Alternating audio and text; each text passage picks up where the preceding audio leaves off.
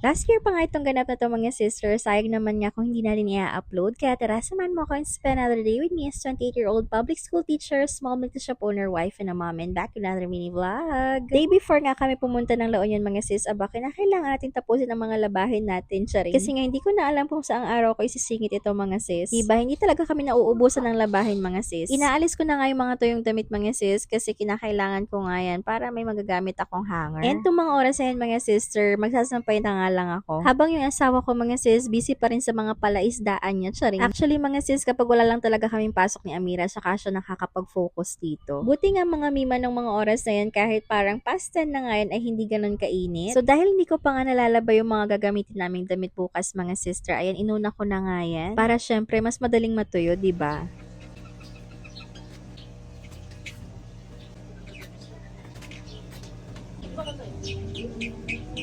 Magsasampay na nga lang talaga ang trabaho ko niyan mga sister. Kaso itong asawa ko mga mi, aba, iniwan na naman nga yung kalat niya dito, charing.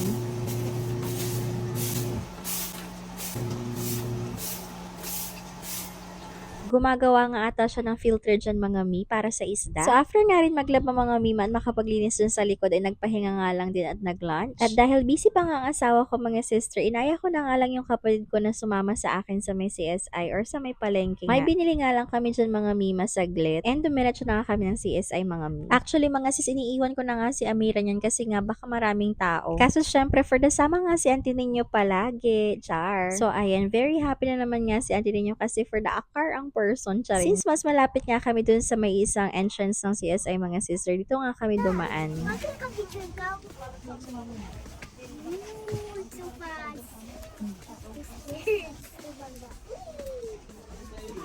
For the baing nga mag-video yung kapatid ko dito mga sis. Actually, pati ako nga mga mima, medyo nahihiya nga ako ng mga oras na yan na binivideohan ako ng kapatid ko. Pero ayun nga mga sis, kinakailangan pangatawanan na nga natin, char. Aside sa nahihiya nga ako mag-video minsan mga sister, lalo na nga sa public. Nakakalimutan ko rin talaga minsan. Lalo na kapag nagmamadali o di kaya may marami nga kaming pupuntahan, ganun. Or importanteng pupuntahan mga mi. So ayan, bumili nga kami ng kaunting pambaon namin mga sis. Yung pwede nga naming ma-breakfast at saka makain nga sa daan. Tsaka kumuha na rin ako ng mga kailangan namin for medianoche mga sis. Kasi iniisip ko nga sa mga susunod na araw mga mima, aba for the busy nga ang person. Kasi nga 28 mga may pupunta kami ng La Union, tapos 29 Sunday noon, and 30 nga mga sister, pupunta kami ng Nueva Ecija, o diba? 31 nga lang yung choice mga sister, kaso alam ko sobrang dami na ng tao noon. Syempre diba, nakita nyo na nga mga mi yung mga niluto ko nung nakaraan, mas nauna nga yun na-upload kaysa dito. At itong kapatid ko nga mga sister, ang lakas ng trip dahil kakain nga daw siya ng Coco Crunch sa daan, o diba? And ayan, naghahanap nga ako ng gatas ni Amira mga sister, kaso wala nga yung malaki, kaya hindi na ako kumuha, sa Mercury na nga lang ako bibili. Kumuha na rin kami ng ibang chips at drinks mga sister na babaunin nga namin at pwede nga namin makain sa daan. At ayun, bumalik nga ako sa milk section mga sister kasi nakalimutan ko nga ilalagay namin sa fruit salad at sa spaghetti. So ayun lang muna for today's video. Thank you for watching. Bye!